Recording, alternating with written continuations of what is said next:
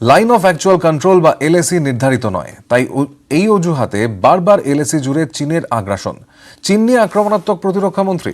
লোকসভায় বিবৃতিতে রাজনাথের দাবি চীনা সেনা চুক্তি ভঙ্গ করে হামলা চালায় বলেই লাদাখ এখন উত্তপ্ত। আগ্রাসন এলে জবাব দিতে তৈরি ভারতীয়রাও।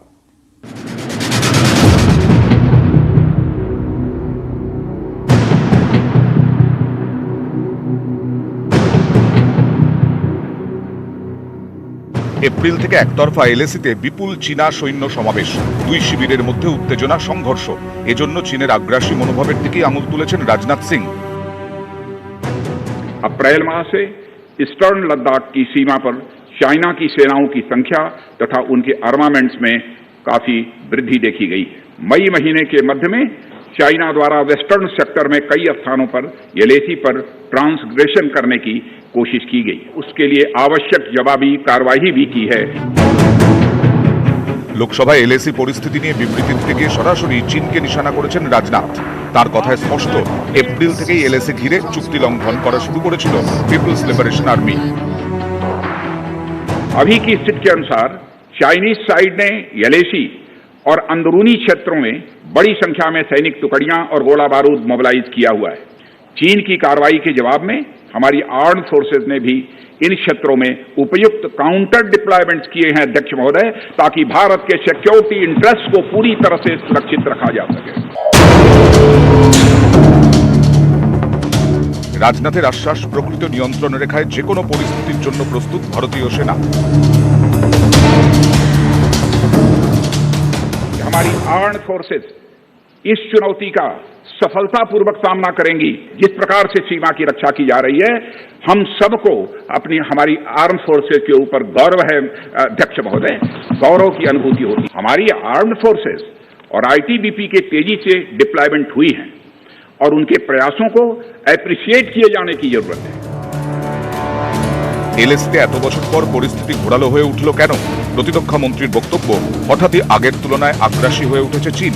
কোনো সমঝোতাই মানতে চাইছে না শি জিনপিং প্রশাসন।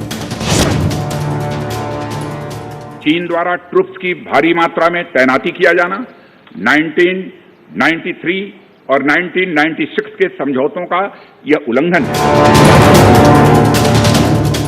প্রতিরক্ষা মন্ত্রীর ইঙ্গিত, এবার সমস্যা দ্রুত নাও মিটতে পারে, সেজন্য প্রস্তুতি নিয়েছে সেনা। তবে কূটনীতি ও আলোচনাতেই সমস্যার সমাধান খুঁজছে কেন্দ্র। বার্তা রাজনাথের। নিউজ 18 বাংলা। সীমান্ত গরম, ফুটছে লাদাখ। চীনের মোকাবিলায় সাজ সরঞ্জাম, সমরাস্ত্র মজুত করছে ভারত। শীতের প্রস্তুতি এখন থেকেই। এলএসির ফরওয়ার্ড এয়ার বেসে নিউজ 18 এক্সক্লুসিভ রিপোর্ট।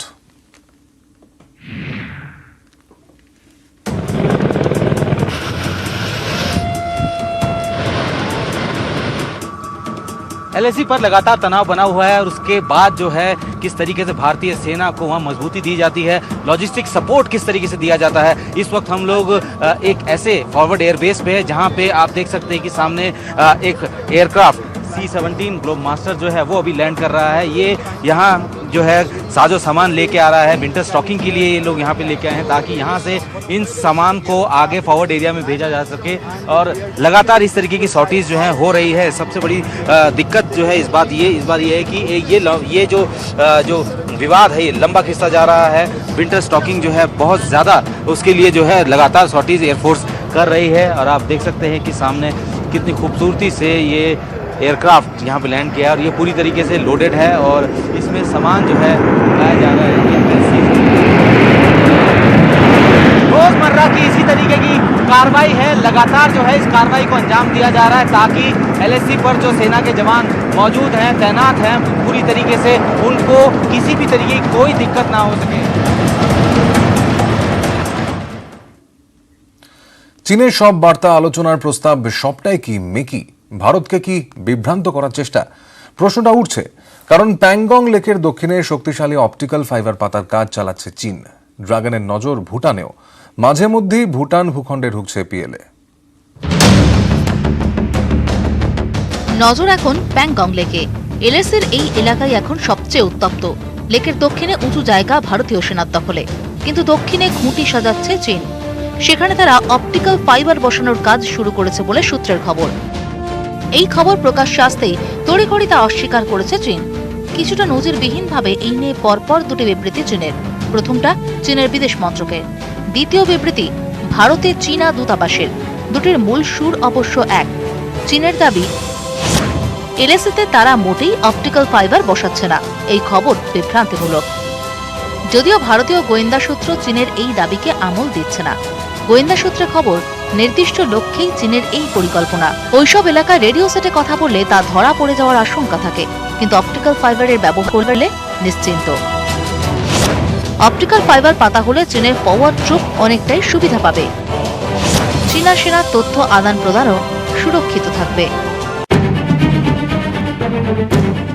অন্যের জমিতে চীনের বরাবরের নজর। লাদাখের পাশাপাশি ভুটানেও এবার ড্রাগনের নিঃশ্বাস। চীন ভুটান সীমান্তের মধ্য ও পশ্চিম সেক্টরে মাঝে মধ্যেই ঢুকে পড়ছে চীনা সেনা। এমনকি ভুটানের মূল ভূখণ্ডকেও তাদের এলাকা বলে দাবি করা শুরু করেছে পিএলএ। প্রবল ক্ষুব্ধ ভুটান কূটনৈতিক স্তরে প্রতিবাদ জানিয়েছে। নিউজ 18 বাংলা। একের পর এক ভারতীয় সংস্থার থেকে তথ্য চুরি, পাহাড় প্রমাণ তথ্য চুরি করে সোজা পাঠানো হচ্ছে বেজিং। চাঞ্চল্যকর অভিযোগ চীনা সংস্থা আলিবাবার বিরুদ্ধে। নিউজ 18 বাংলার এক্সক্লুসিভ।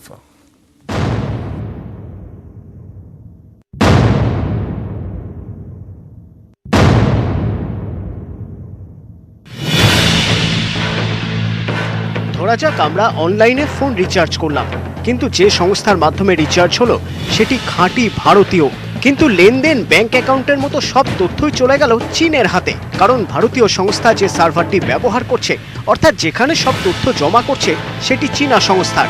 গোয়েন্দা সূত্রে খবর, চীনা সংস্থা আলিবাবা তথ্য চুরি করে পাঠাচ্ছে চীনে। কিভাবে হচ্ছে এই তথ্য চুরি? ইউরোপের কোনো সংস্থার থেকে চীনা সংস্থা আলিবাবার ক্লাউড ডেটা সার্ভারের ভাড়া অনেকটাই কম, তাই ভারতের বহু সংস্থা আলিবাবার সার্ভার ব্যবহার করে। ভারতে আলিবাবার 72টি সার্ভার রয়েছে।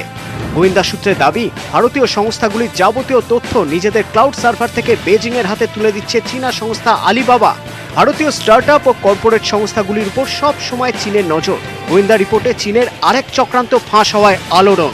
চীনের নজরদারিতে ভারত, প্রায় 1,500 শিল্পকর্তার উপর নজরদারি। মহিন্দ্রা গ্রুপ, আজিম প্রেমজির মতো সংস্থার উপর নজর। যেসব ভারতীয় স্টার্টআপে চীনা সংস্থার বিনিয়োগ রয়েছে, সেগুলিতেও চীনের নজরদারির বিষয়টি ফাঁস হয়েছে। নজরে বাইজুস, পেটিএম, ফোনপে, সুইগি, জোম্যাটো, ফুড পান্ডাতেও নজর। ডিজিটাল স্বাস্থ্য পরিষেবাতেও নজরদারি। তথ্য প্রযুক্তি বিশেষজ্ঞরা বলছেন, গোপনীয় এই ডেটা অনেকটা শক্তিশালী মিসাইলের মতো। সাইবার অ্যাটাক থেকে বায়োলজিক্যাল ওয়ারফেয়ার, পিছন থেকে শত্রুপক্ষকে আঘাত করতে প্রয়োজন এই তথ্য ভান্ডার। চীনও কি সেই পথেই এগোচ্ছে?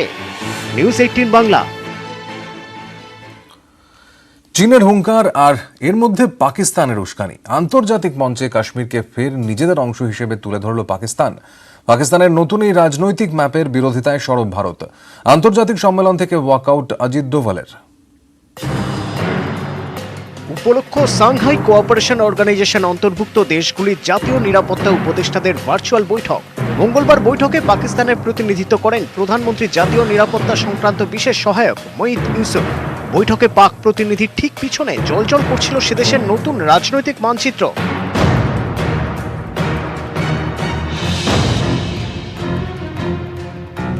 বৈঠকের শুরুতেই পাক মানচিত্রের তীব্র বিরোধিতা করেন ভারতের প্রতিনিধি, দেশের জাতীয় নিরাপত্তা উপদেষ্টা অজিত ডোভাল।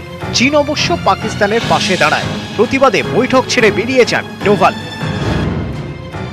এবছর 5ই আগস্ট নতুন রাজনৈতিক মানচিত্র প্রকাশ করে পাকিস্তান।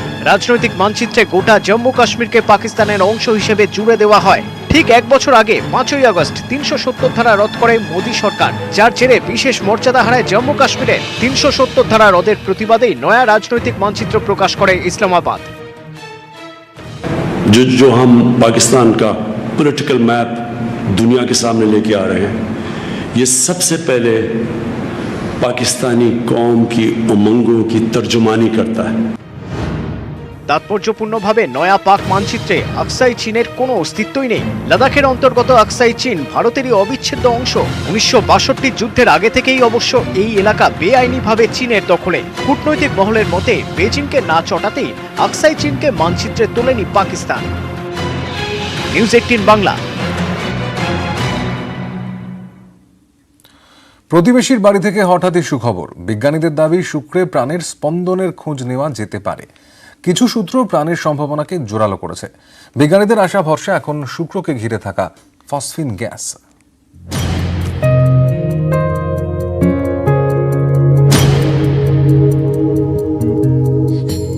অসুরদের কুলপুরোহিত, তার নামেই গ্রহ। আর কয়েকদিন পরেই দেবী দুর্গার মর্তে আগমন। তার ঠিক আগে হঠাৎই বিজ্ঞানীদের নজরে সৌরজগতের 2 নম্বর গ্রহ শুক্র গ্রহে মিলতে পারে প্রাণের স্পন্দন। সেই সম্ভাবনা আজ করেই উজ্জীবিত দুনিয়ার মহাকাশ বিজ্ঞানীরা। পৃথিবীর প্রতিবেশী গ্রহের মেঘের রাসায়নিক বিশ্লেষণ করে প্রাণ সঞ্চারের সম্ভাবনা দেখছেন বিজ্ঞানীরা। নেচার অ্যাস্ট্রোনমি জার্নালে এই ব্যাপারে বিস্তারিত রিপোর্ট প্রকাশিত হয়েছে। এখানে জানানো হয়েছে শুক্র গ্রহের চারদিকে ফসফিন গ্যাস তৈরি করে ব্যাকটেরিয়া। শুক্র গ্রহে ব্যাকটেরিয়া থাকার সম্ভাবনা। এবার কি সত্যি সত্যি খোঁজ মিলতে চলেছে পৃথিবীর বাইরের কোনো প্রাণের? শুক্র গ্রহে প্রাণের খোঁজ চালানো বিজ্ঞানীরা বলছেন ফসফিন গ্যাস থাকলেই ব্যাকটেরিয়ার জন্ম প্রায় নিশ্চিত, তবে কিছু ক্ষেত্রে সেটা নাও হতে পারে। ফসফিন আছে অথচ প্রাণ নেই, এমন ঘটনাও যুগান্তকারী। 1967 সালে নরওয়ের বিজ্ঞানী কার্ল সাগান শুক্রের মেঘ খতিয়ে দেখে প্রাণের স্পন্দন খোঁজার কথা বলেছিলেন। সে সময় তার বক্তব্য ততটা গুরুত্ব পায়নি। এবার ফের ধুলো ছেড়ে বের করা হয়েছে সাগানের গবেষণাপত্র। ইম্পেরিয়াল কলেজ অফ লন্ডনের অ্যাস্ট্রোফিজিক্সের গবেষক ডেভিড ক্লিমেন্টসের বক্তব্য, এখনো হাতে কলমে প্রাণের অস্তিত্ব মেলেনি, তবে বাতাসে ধোঁয়া গন্ধবিহীন একটি রাসায়নিকের উপস্থিতি আছে যা অন্যান্য গ্রহের চেয়ে আলাদা। তাই আশা জাগছে এই ধোঁয়া গন্ধহীন রাসায়নিকই কি বদলে দেবে ভবিষ্যতের পৃথিবী? এলিয়েন না হোক, ব্যাকটেরিয়ার মধ্যেই প্রাণের দেখা মিলবে অন্য কোনো গ্রহে। নিউজ 18 বাংলা। এই মুহূর্তে যে খবরের দিকে চোখ রাখবো, পারিবারিক অশান্তি এবং তার জেরে বোনকে গুলি করলো দাদা। নাবালিকাকে গুলি করে তার জ্যাঠতুতো দাদা, এমনটাই জানতে পারা যাচ্ছে। এলাকায় চাঞ্চল্য ছড়িয়ে পড়েছে। কুলতলির ঘটনা, দক্ষিণ 24 পরগনার কুলতলির এই ঘটনা সম্পর্কে আরো খবর আমরা নিয়ে নেবো। আমাদের সঙ্গে রয়েছেন আমাদের প্রতিনিধি অর্পণ মণ্ডল। অর্পণ, জানতে চাইবো ঘটনা সম্পর্কে। দেখো, এই স্থানীয় সূত্রে যেটা জানা গিয়েছে যে সকালবেলা বচসা শুরু হয় এবং সেই বচসা ধীরে ধীরে যত বেলা বেড়েছে সেটাই চরম আকার ধারণ করেছে। যে এই যে জ্যাঠতুতো বোন, সেই বোনের বিয়ে হয়েছিল এবং সেই বিয়ের পরেই সে বাড়িতে চলে আসে এবং সে চাইছিল যে সে আবার পড়াশোনা শুরু করবে এবং সে আর শ্বশুর বাড়িতে যাবে না। এই নিয়েই বচসা শুরু হয়। হঠাৎই তার দাদা বাড়ির থেকে বন্দুক বের করে এবং সেখানে গুলি চালায় তাকে লক্ষ্য করে। তো যখনই বন্দুক বার করে সে গুলি চালায় তখন সে হাত দিয়ে ঠেকাতে যায় এবং সেই হাতেই তার বন্দুকের গুলি লাগে। স্থানীয়রাই উদ্ধার করে তাকে হাসপাতালে নিয়ে যায়। খবর যাওয়ার সঙ্গে সঙ্গেই কুলতলি থানার পুলিশ তাকে গ্রেপ্তার করেছে। আজ ধৃতকে বারুইপুর আদালতে তোলা হবে। ধন্যবাদ তোমাকে অর্পণ। শ্বশুরবাড়িতে গন্ডগোল হওয়াতে আমি চলে এসেছি। আমার পরে যেটা আমার মধ্যে মারধর করছিল, সেই সময় আমার পাড়া প্রতিবেশী আমার ছাড়াতে গেছিলো আর আমার দাদা আমাকে গুলি করেছে। আমার আর সেই দাদাটার গুলি লেগেছে।